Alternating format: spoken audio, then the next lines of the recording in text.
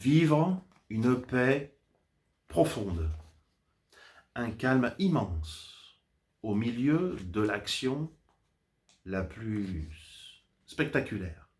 Une action brute, décuplée, mais vécue comme fluide, très facile.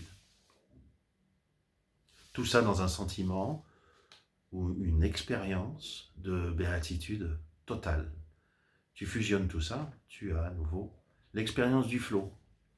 Bonjour et bienvenue dans cette nouvelle vidéo où on va continuer à parler de préparation mentale puisque cette chaîne est dédiée à la préparation mentale.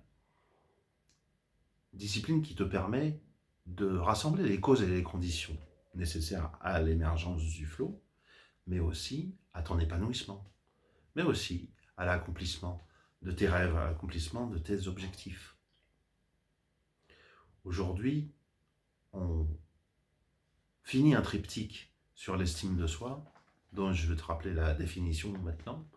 En psychologie, l'estime de soi désigne le jugement ou l'évaluation qu'une personne a de sa propre valeur. Lorsqu'un individu accomplit un acte qu'il pense valable, alors il ressent une gratification, une satisfaction.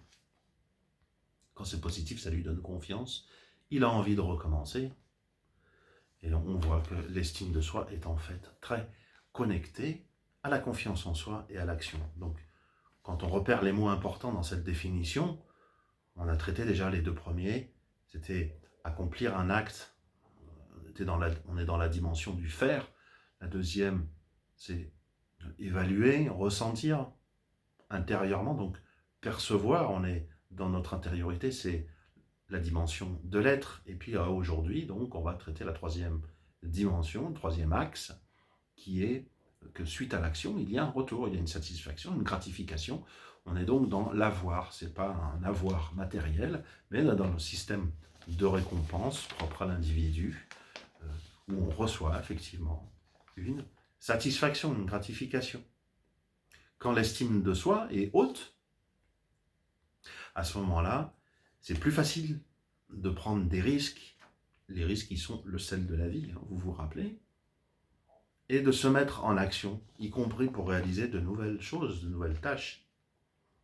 Quand il y a réussite, il y a à ce moment-là ce sentiment de satisfaction, de gratification. C'est ce que j'appelle aussi le cercle de confiance. On voit que ce cercle de confiance commence par donc, faire, j'obtiens la gratification, je ressens de la satisfaction, ma confiance est boostée, j'ai envie de recommencer. Et mon estime de soi est haute et bonne. Ça, c'est le scénario de la réussite. Mais alors, quand c'est le scénario de l'échec? Eh bien, raison de plus pour trouver ton élément, pour trouver ton truc. On en a parlé dans les vidéos précédentes. Avec ton élément, tu es toujours en train d'effectuer finalement des réglages pour progresser et pour apprendre. Ce que d'autres vont appeler l'échec, tu vois, tu ne le vis pas du tout comme un échec, mais au contraire comme un ajustement, comme un réglage de choses que tu as à faire pour continuer à apprendre.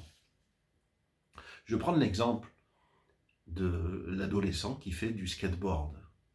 Donc va sur un skatepark un jour et puis observe les adolescents qui font du skate et tu vas être impressionné par le nombre de chutes, de gamelles qui se prennent.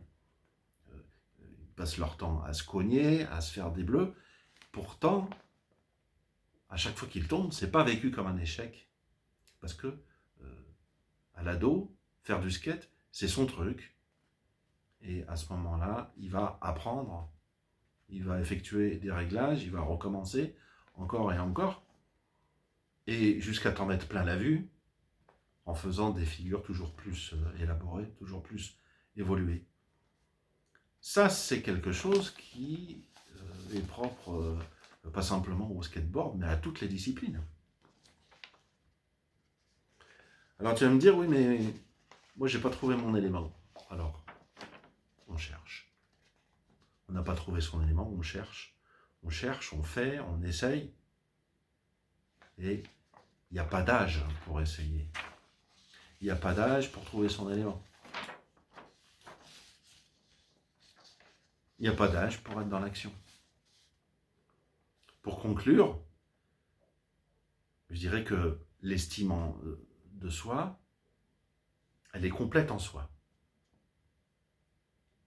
Et elle se comprend comme une dynamique qui fonctionne autour de ces 3 axes que j'ai expliqués dans ces 3 vidéos. Le faire, l'être, l'avoir. À ce moment-là, tu te tiens au milieu d'énergie positive, d'un cercle vertueux qui est fait de gratification, de gratitude, de joie, de respect, mais aussi d'enthousiasme, de courage, de persévérance et d'effort. À ce moment-là, il y a un sentiment de complétude, on a envie de recommencer, c'est ça l'estime de soi. Tout simplement. Pour résumer donc les 3 vidéos qu'on a fait, eh bien,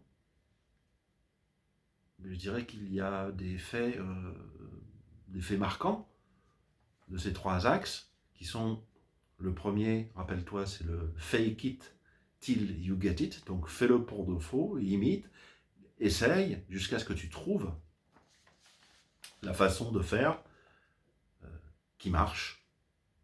C'est cette histoire des 10 000 heures de pratique pour devenir un expert. Et d'ailleurs, ça pourrait même être 100 000 heures, puisque quand on est en amour avec sa discipline, avec ce qu'on fait, quoi qu'elle soit, quelle qu'elle soit, pardon, eh bien, on pourrait même réaliser 100 000 heures. Ça ne serait pas un problème, parce que quand on aime, on ne compte pas. Mais il ne s'agit pas de 100 000 heures, il s'agit bien de 10 000 heures pour devenir un expert et toucher vraiment sa bille. Deuxième fait marquant, c'est, vous rappelez cette phrase de Albert Einstein qui explique que tout le monde est un génie. Mais si tu juges un poisson à sa capacité à grimper à un arbre, il restera convaincu toute sa vie qu'il est un idiot. Donc, arrête de faire quelque chose qui ne te correspond pas. Et mets-toi en route pour rechercher ton truc, ton élément. Et si tu ne trouves pas, cherche encore. Essaye-toi, expérimente. Un autre fait saillant, c'est intéresse-toi à ton potentiel.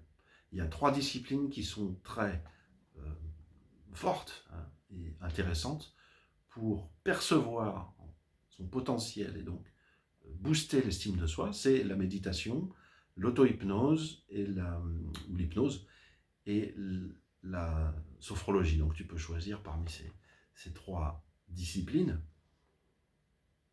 L'autre fait, cultive cette boucle, la boucle de la confiance, qui donne envie encore de refaire et encore, d'ajuster les réglages, de booster l'estime de soi.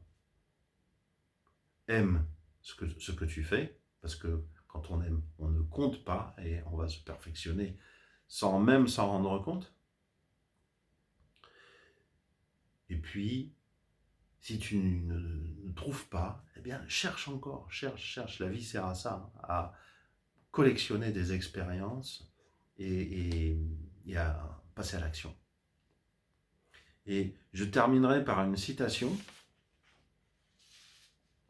qui nous vient de Joseph Campbell. Une bonne vie est un enchaînement de voyages héroïques. Encore et encore, vous êtes appelés à rejoindre le royaume de l'aventure, à gagner de nouveaux horizons. À chaque fois se pose le même problème. Oserais-je? Et si vous osez, les dangers sont là, ainsi que l'aide. La réussite ou le fiasco. Un fiasco est toujours possible, mais il y a la possibilité du bonheur. C'est la fin de cette vidéo. J'espère qu'elle t'a plu. Si c'est le cas, rappelle-toi, tu peux liker la vidéo, tu peux t'abonner, tu peux aussi regarder dans le texte sous la vidéo et accéder à mon site internet si ça t'intéresse de découvrir davantage mon travail. Sur ce, je te souhaite une très bonne semaine et je te dis à très bientôt. Ciao, ciao!